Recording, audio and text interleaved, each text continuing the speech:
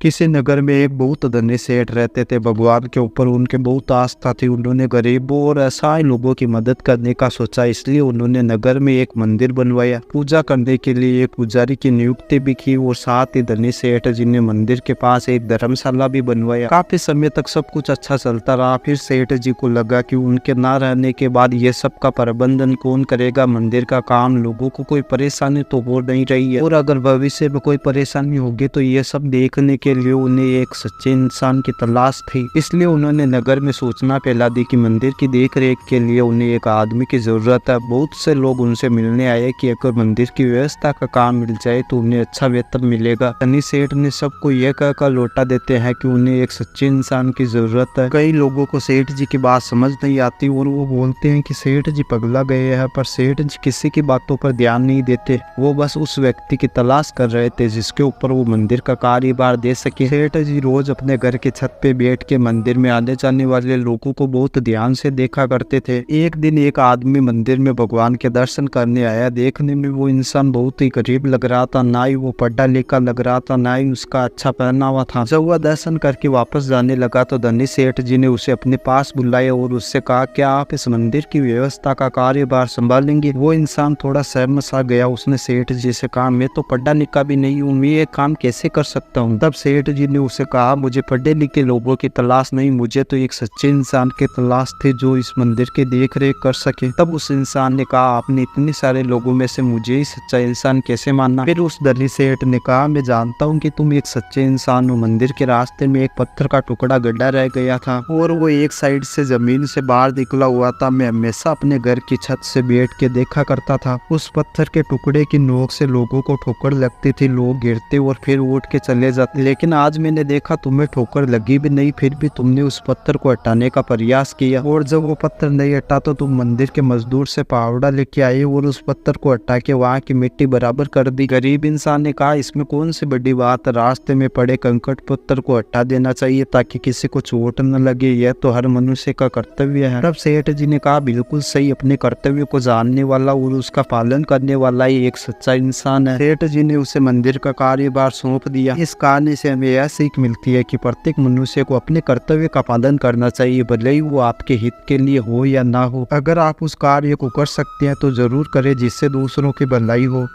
और ऐसी प्रेरणादायक कहानियां सुनने के लिए हमारे चैनल को सब्सक्राइब करें। धन्यवाद।